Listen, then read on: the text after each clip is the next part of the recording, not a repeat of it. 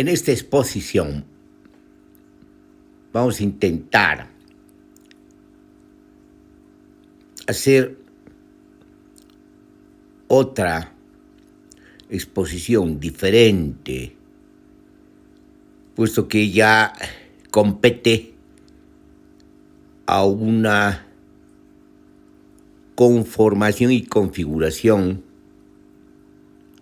más elaborada y meditada de la perspectiva de la complejidad del pensamiento complejo, de la epísteme que está en construcción y que corresponde a lo que se ha venido conformando e irradiando desde el siglo XX, desde principios del siglo XX, desde la irrupción de la física relativista y después de la física cuántica, cambiando nuestras premisas, certezas y consideraciones sobre lo que son las bases y fundamentos de la realidad. Bueno, esta elaboración tiene que ver con el voluminoso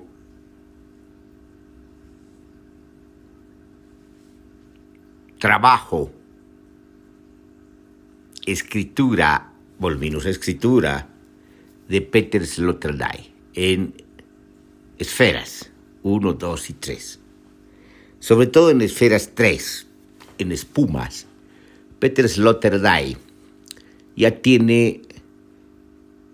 conclusiones, es decir, se desarrollan las conclusiones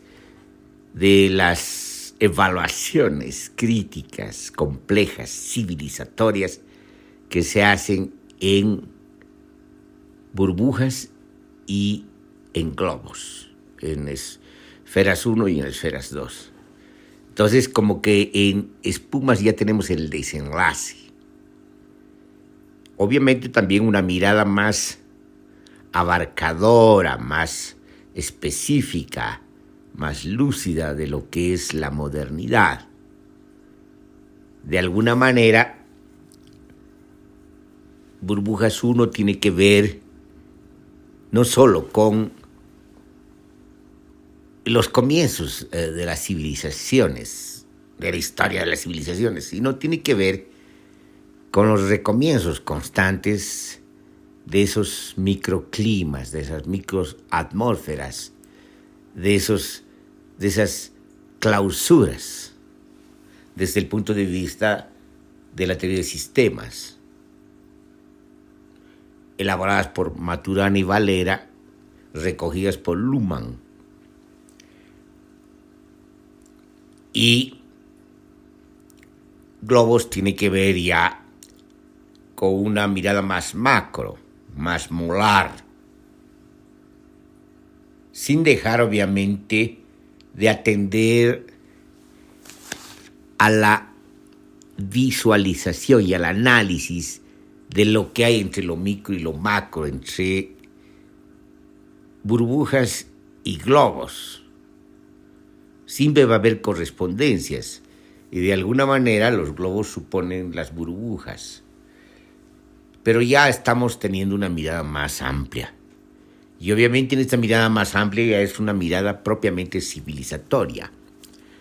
Porque lo macro se da como civilización y la civilización se da en términos macros, aunque suponga su composición de burbujas, de esas intimidades, de esas arqueologías y genealogías de las intimidades, de esas hermenéuticas de las intimidades. Lo que pasa es que las intimidades también se van a transformar y van a conformar irradiantemente atmósferas ya en el desarrollo mismo, el desenvolvimiento mismo y el despliegue mismo de las civilizaciones. Entonces aquí ya estamos ante un balance de la genealogía de las civilizaciones hasta llegar a la civilización moderna, que es planetaria, que es mundial, que es global. Pero esta globalidad ya adquiere en esferas 3, en espumas, una composición que de alguna manera desglobaliza, porque se abre a otros horizontes, es decir, se abre a composiciones mucho más complejas, mucho más dinámicas, a vinculaciones entre lo micro y lo macro, mucho más connotativas. Y en ese sentido, estamos ante precisamente el desenlace mismo de la genealogía de las civilizaciones y sobre todo el desenlace mismo de la civilización moderna, que adquiere esa característica configurante y de composición y de conformación que son la metáfora de las espumas. Bueno, en este contexto tenemos, sobre todo en la última parte de Espumas,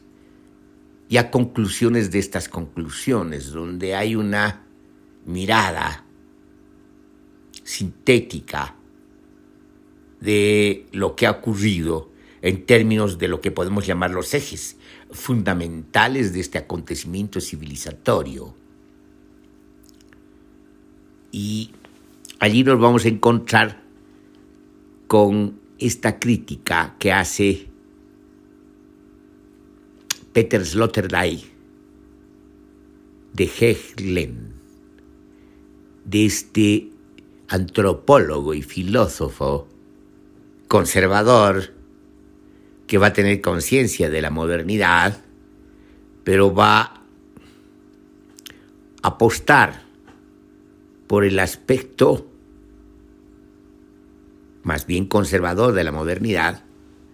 por este aspecto institucional, por este aspecto de las cargas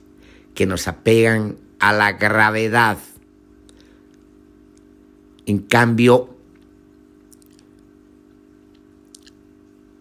la descarga que también el antropólogo filósofo medita y reflexiona y analiza y establece como forma de su exposición dual, la descarga es una suerte de liberación, de descargarse, de lograr la levitación o lo que Nietzsche llamaba la ligereza, tener en los pies alas. Es decir, una figura linda de la libertad en términos de volar y de autonomizarse, independizarse de la gravedad, de la imposición de la gravedad. Entonces, esos dos conceptos que pueden plantearse en términos de un esquematismo dual, pero que en realidad pueden liberarse también del esquematismo dual, que pueden adquirir el carácter de dialéctica, pero también pueden liberarse del carácter de dialéctica, porque sabemos que la dialéctica lo que hace es sintetizar, superar las contradicciones en términos de una síntesis conceptual, abstracta e ilusoria, sino más bien más allá de la dialéctica, un pensamiento que comprende que el peso de la liberación radica en la descarga, en la antigravedad y también en la negentropía, es decir, que en la vida, en aquella acción que permite la vida biológica, en el sentido de que la vida biológica en términos de células logra precisamente ser negentropía, evitar la entropía, evitar que la energía se escape y se diluya y se disemine, se retenga la energía y por lo tanto se logre, como llamaba Morán, una especie de turbulencia, una vuelta en sí creativa. Es decir, un círculo virtuoso, a diferencia del círculo vicioso. En ese sentido, estamos pues ante una comprensión rica por parte de un conservador, pero que opta por la carga, déjeme usar una figura inapropiada, pero que puede permitirnos, a pesar de su antropomorfismo, puede permitirnos una comprensión más ilustrada de lo que estamos diciendo. Es decir, hay gente, por así decirlo, déjenme ser vulgar, que opta por mantenerse en sus cuatro patas a pesar de ser un bípedo, que renuncia precisamente a esa libertad de la erección, esa libertad del pararse sobre dos patas y por lo tanto dirigirse y empezar a volar, empezar la aventura de lanzarse ante la antigravitación, es decir, a la libertad. Y estos son precisamente los conservadores de todos los tiempos. Es aquellas instituciones y aquellos personajes o estratos sociales que terminan siendo cargas muy pesadas. Estas estructuras de poder que evitan y se oponen precisamente a la liberación de la potencia social, es decir, a la potencia de la vida creativa. Y en ese sentido, digamos, las civilizaciones han tenido mucha carga y han contrapesado este comienzo de la civilización que tiene que ver fundamentalmente con la antigravedad, con, si ustedes quieren, con la utopía, es decir, buscar salir de la gravedad, buscar realizaciones de la potencia creativa de la vida y de la potencia creativa social, específicamente. Y en ese sentido, en la medida que, digamos, había esta potencia liberada, se contraponen estas estructuras de poder que terminan volviendo a poner al humano en sus cuatro patas agarradas a ese suelo sostenido por la gravedad. Entonces, a lo largo de las civilizaciones se han dado, digamos, estas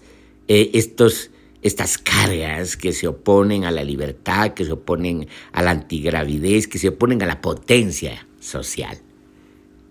Y hoy en día, es decir, en plena clausura de la civilización moderna, en pleno desenlace de la civilización moderna y de la modernidad,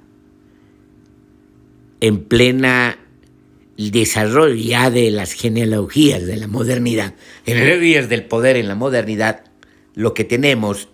es precisamente la repetición de estos contrapesos, de estas cargas que se oponen a la liberación de la potencia. Y vienen por aparentemente discursos, ideologías, estilos políticos, estructuras de poder aparentemente contrapuestas, que el sentido común ha llamado izquierda y derecha, que en sentido específico, histórico y político se han llamado liberalismo y socialismo, descartando ya de esta lectura los conservadurismos más recalcitrantes que tienen que ver con anterioridades a la civilización, con herencias anteriores a la civilización que tienen que ver con las monarquías y las noblezas que todavía se agazapan en plena modernidad. Descartando eso, entonces, la discusión entre liberalismo y socialismo era una discusión que en principio retoma, digamos, aspectos fragmentarios precisamente de esta compulsa entre carga y descarga, entre gravidez y antigravedad, entre lo que limita la potencia y lo que libera la potencia. Es decir, el liberalismo retoma algunos fragmentos de la idea y de la enunciación activa de la libertad, pero los limita, digamos, a una institucionalidad empresarial y por lo tanto lo limita a sus alcances como carga. Retorna la carga porque evita la potencia, la liberación de la potencia y convierte todo en una trivialidad, la del mercado, como si la realidad compleja se redujera al espacio plano del mercado. Es decir, ahí precisamente trabaja la ideología, reduciendo 4 dimensiones, incluyendo al tiempo, a 2 dimensiones, que es uno de los planos de intensidad de la realidad social, que es el mercado. Entonces, eso para justificar precisamente volver a las 4 patas. El socialismo que retoma, digamos, también fragmentos de la idea de libertad y de la idea, si ustedes quieren, de justicia en el sentido de adecuación, no jurídico ni moral, sino de adecuación, en su sentido griego más antiguo, de armadura, de concuasar, es decir, de articulación armónica, ese sentido de justicia que tiene que ver precisamente con esta armonización liberadora, que es una idea rica, que puede, digamos, ser una consecuencia de la idea de descarga, del substrato de descarga, de la intencionalidad fundamental, primordial de la descarga de antigravidez. Este socialismo termina también fragmentando, tomando un fragmento de esta idea liberadora y que la convierte también como el liberalismo en una carga, porque se apega a estructuras de poder, a institucionalidades de poder, retoma antiguos patriarcalismos y los convierte en las figuras por las que se mediaría o se realizaría el socialismo. Por lo tanto, se realizaría el socialismo perdiendo el socialismo mismo, la esencia del socialismo mismo, que es esta armonía social y cultural. Entonces, ambas expresiones son en el fondo conservadoras, son reacciones civilizatorias contrarias a la liberación y a la justicia en el sentido griego antiguo. Entonces estamos ante desenlaces duales que aparentemente se oponen, pero en realidad se complementan. Entonces hemos vivido la comedia de las ilusiones que produce la ideología. En realidad el socialismo y el liberalismo eran conservadores, estaban opuestos a los alcances mismos del despliegue y el desenvolvimiento de la libertad, de la justicia en sentido de armonía, y estaban opuestos a la potencia social, a la potencia creativa de la vida. Entonces, gran parte de la modernidad, sobre todo en el siglo XIX y XX, sobre todo particularmente en el siglo XX, caen precisamente en esa trampa, se entrampan y terminan produciéndose monstruosidades. Una de esas monstruosidades precisamente es el estado del socialismo real, que termina adquiriendo el perfil más grotesco de ese socialismo, que es el estalinismo, que es, digamos, el patriarcalismo elevado a la enésima potencia. Y por otra parte es el modo de producción asiático, usando un concepto de Marx todavía inadecuado desde el punto de vista de Spivak, pero que nos puede permitir ilustrar, como le sirvió ilustrar a Kautsky cuando hizo la crítica al bolchevismo. Entonces, el volver a este modo de producción asiático, al modo de producción despótico, en sentido de el despotismo más descarnado en el poder, que a nombre del socialismo comete los crímenes más grandes. Es decir, lo mismo ocurre también con el lado conservador, que deriva como miedo al bolchevismo, miedo al comunismo, miedo al levantamiento del proletariado europeo, sobre todo alemán, que es el nacionalsocialismo, que de manera barroca combina demandas sociales, demandas populares, con un nacionalismo cerrado, bárbaro para los conceptos mismos, los alcances mismos conceptuales de la modernidad. Es decir, erigiendo este barbarismo en un barbarismo mucho más extremo, racista, que es ese de la preeminencia, supremacía germánica, Entonces ahí tenemos precisamente las tonalidades elevadas de la exaltación delirante de este conservadurismo. Entonces tenemos dos monstruosidades,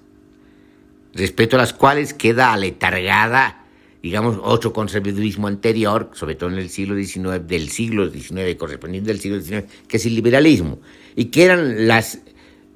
utopías socialistas del siglo XIX y parte del siglo XX, que tienen que ver con la primera internacional y la segunda internacional.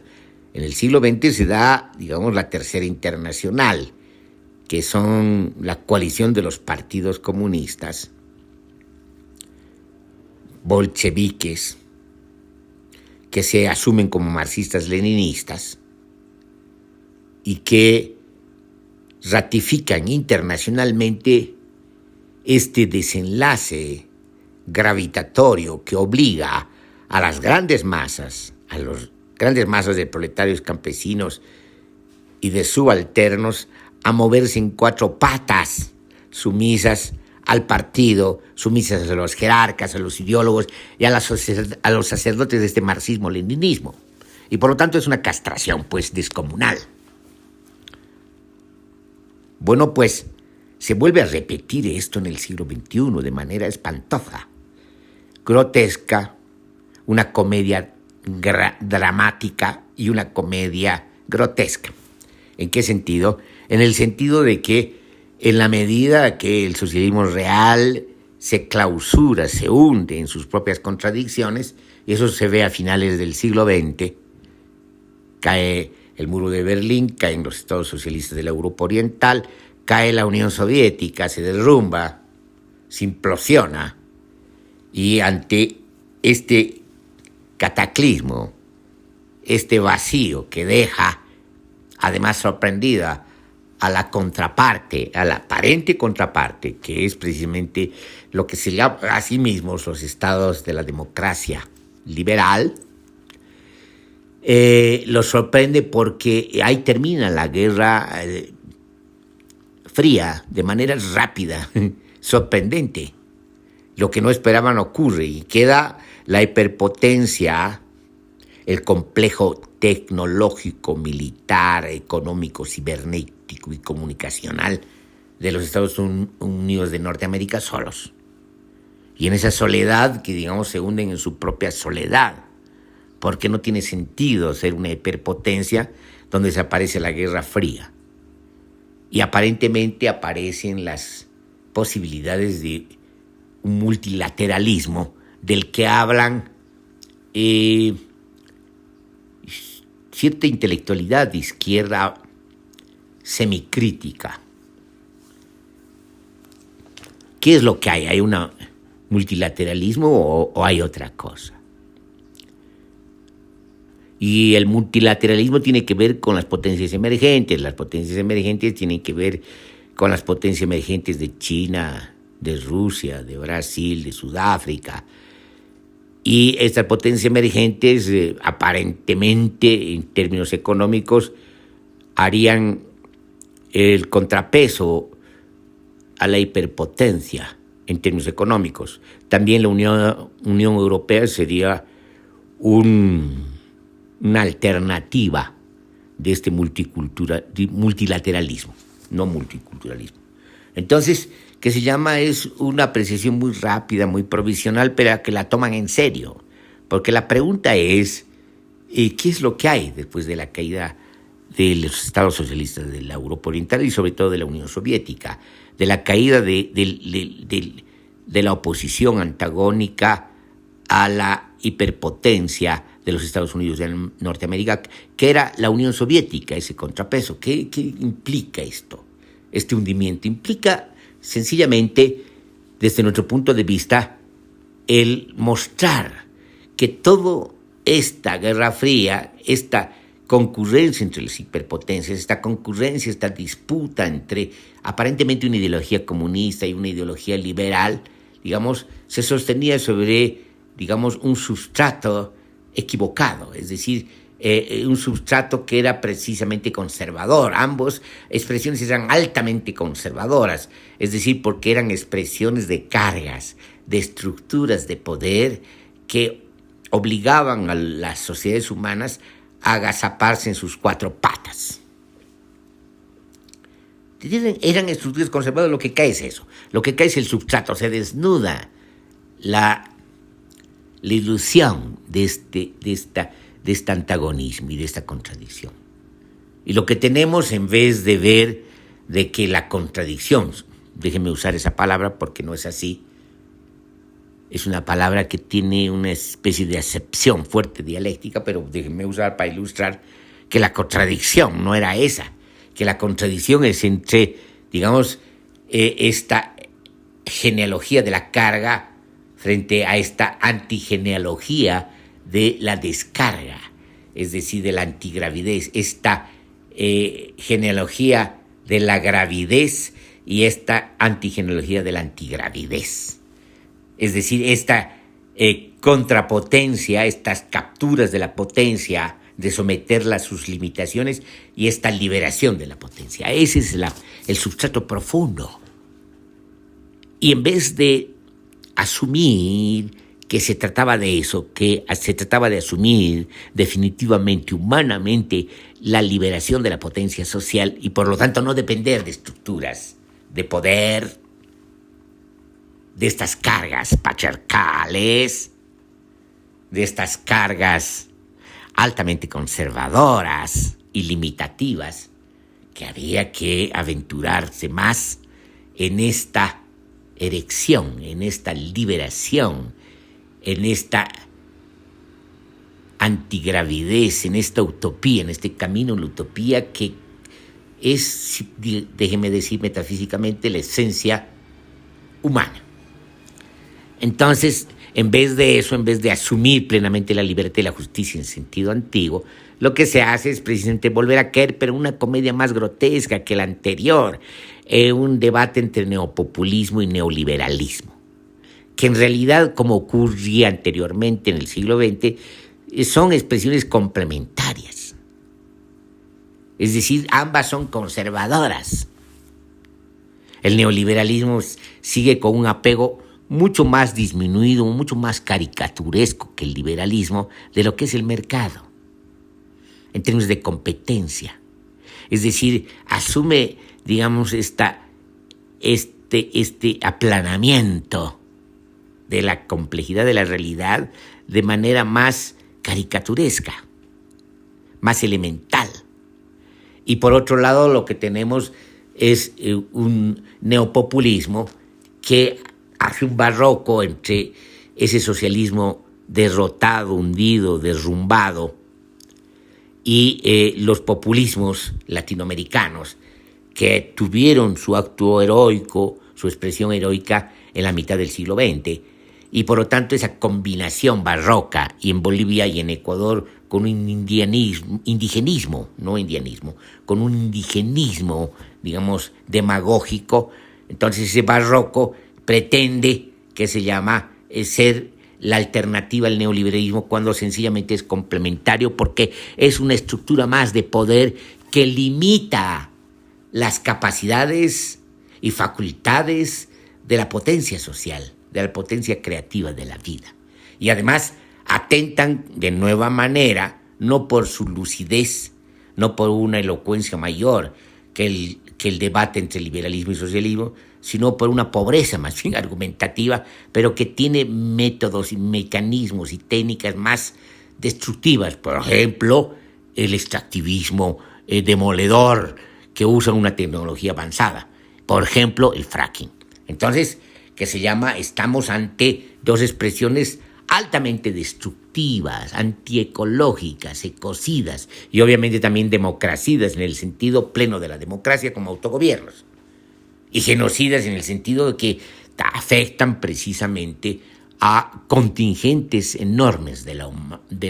humanidad, de las sociedades humanas. Entonces son dos expresiones conservadoras, dos expresiones además peligrosas en un momento donde la crisis ecológica ha tomado dimensiones muy graves, amenazantes para la supervivencia de la sociedad humana. Entonces volvemos precisamente a este grotesco donde aparentemente dos concurrentes patriarcas se oponen precisamente a la liberación de la potencia social, y uno se llama neopopulismo y los otros se llaman neoliberales, y ambas expresiones nos ofrecen la destrucción del planeta. Bueno, eso es. Entonces, ¿para qué sirve todo lo que acabamos de decir como ejemplos de lo que dijimos al principio, que tiene características más conceptuales, más teóricas? En ese sentido, es importante retomar pues las conclusiones de Peter Sloterdijk, que nos muestra de manera lúcida qué es lo que hay en todo esto. Es decir, en esa elaboración, emergencia del proyecto utópico, del volar, del autonomizarse, de liberar la potencia, lo que hay precisamente es una anterioridad, un substrato anterior en la hominización, que también se encontraba en los homínidos, pero también se encuentran en esa relación animal, madre e hijo, que tiene que ver básicamente con lo maternal, pero también con el cobijo, pero también con la riqueza, en el sentido de que la riqueza radica precisamente en esta protección, en este cobijo, en este, déjeme usar esa palabra, caída en desgracia, que es bienestar, pero usa Peter Sloterdijk en ese bienestar que permite precisamente el sosiego, que permite la comodidad y permite precisamente el comienzo mismo anterior, burbujeante de la civilización, en esta relación madre-hijo. Entonces ahí, que se llama, en esta maternalidad, se va gestando la civilización, que se expresa ya como una maternidad cultural que protege precisamente este desenvolvimiento de la potencia, esta erección, pararse en dos patas y empezar a volar. Entonces tenemos precisamente esta prolongación en una relación, una civilización maternal, un comienzo de la civilización maternal, que es más bien de cobijo, pero también alentadora de las utopías y de las capacidades y las facultades de la potencia. Entonces, ahí tenemos complementos que van apoyando en la medida que interviene también, digamos, el hombre en el emparejamiento o en la asociación, que ayudan y coadyuvan precisamente a esto. Y de alguna manera las instituciones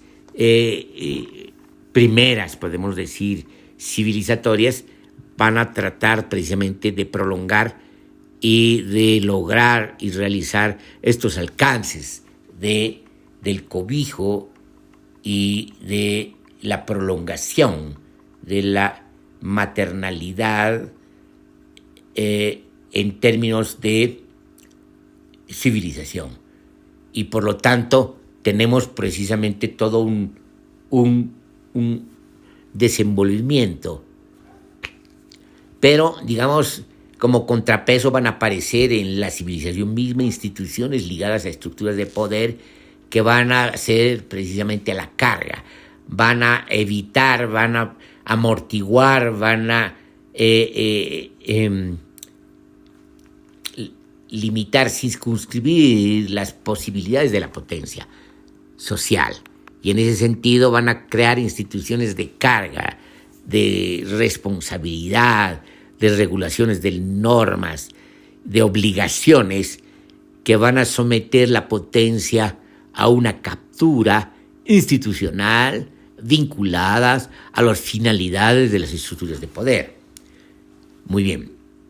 Entonces, ¿qué tenemos? Tenemos precisamente la compulsa entre ambas tendencias, una conservadora y otra liberadora. Y en ese sentido asistimos pues a esteticiones donde van a tratar de descalificar consecuencias positivas de esta maternalidad, que es precisamente la niñez, los privilegios de la niñez y la prolongación de los privilegios de la niñez en la juventud, en una especie de gerontocracia que va a ser precisamente el símbolo de la legitimación de la carga, de los proyectos de carga, de los proyectos de gravidez. Y en ese sentido se va a enaltecer la testarudez de los que no cambian de opinión, que es la opinión de la gerontocracia. Y en ese sentido va a haber un impedimento pues de los alcances, las consecuencias que puede tener una niñez libre, alegre, inocente y feliz, y de una juventud que precisamente es aventurera y romántica. En ese sentido, lo que tenemos precisamente es estas primeras limitaciones que van a terminar ser desbordadas por las consecuencias de una modernidad que es cuando todo lo sólido se desvanece en el aire y por lo tanto se suspenden las instituciones y las tradiciones, el aspecto positivo de la modernidad y por lo tanto la modernidad moderna, para decirlo de ese modo, es juvenil. Es decir, la juventud logra mayores alcances en sus expresiones culturales, musicales, pero también en sus expresiones de rebeldía, en sus interpelaciones a las ideologías y en la reanimación de las utopías. Eso es mayo del 68. Entonces tenemos precisamente esto, que se llama una prolongación precisamente de la niñez en la juventud, una reanimación de la utopía y una reanimación misma, una revitalización de la civilización en su sentido positivo, liberador. Pero esta modernidad va precisamente a asistir también al contrapeso de otras nuevas cargas que tienen que ver con nuevas institucionalidades, como reforzamientos de los estados-nación y reforzamiento de los estados-nación que van a adquirir una connotación mayor en el orden mundial. Primero al finalizar la Segunda Guerra Mundial y segundo al finalizar la Guerra Fría, donde, digamos, se reactiva un orden mundial con nuevas características mucho más descomunales por las capacidades tecnológicas que tiene. Y en ese sentido, se relativizan los alcances de una modernidad juvenil y se vuelve a una utilización de la juventud en términos del consumo, en términos de la feria, en términos de la festividad y la trivialidad y la banalidad, y por lo tanto que se llama aquello que tiene que ver con la utopía juvenil se convierte en un conservadurismo grotesco y trivial en términos de un consumo y de la banalidad y la trivialidad de los medios de comunicación, de la publicidad y la propaganda. Entonces volvemos a caer en una especie de gerontocracia temprana, de una juventud que se hace cargo del poder, pero ya busca repetir los privilegios precisamente de los que tienen como proyecto el tener en cuatro patas a las sociedades humanas y a los humanos. Entonces, que se llama, estamos pues ante una nueva guerra de estas estructuras de poder contra la potencia social, contra los pueblos y las sociedades, las posibilidades y las potencialidades de los pueblos y las sociedades.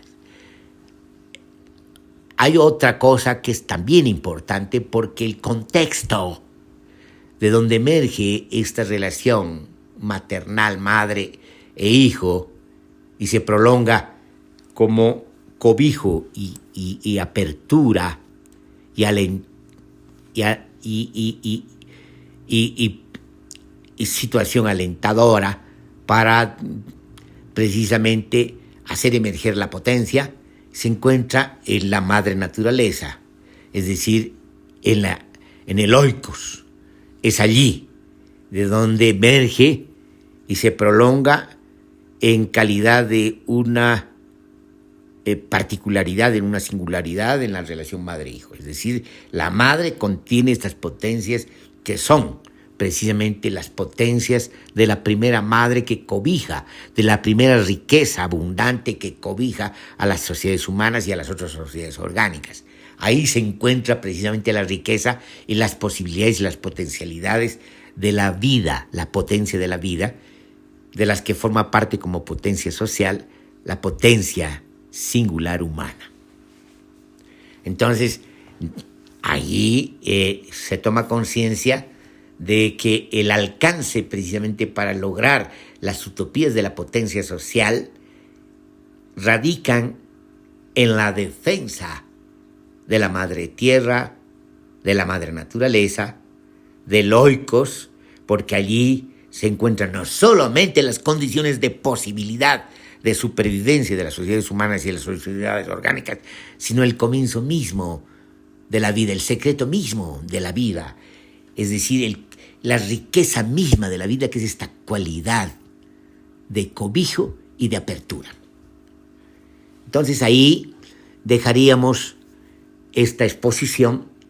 que es inaugural de la nueva serie de exposiciones que van a tener estas características, esta perspectiva de esta mirada de la epistemología de la complejidad en la fase más elaborada, más civilizatoria, más erudita, que son las características que tiene la reflexión, la meditación, la conceptualización crítica de Peter Sloterdijk.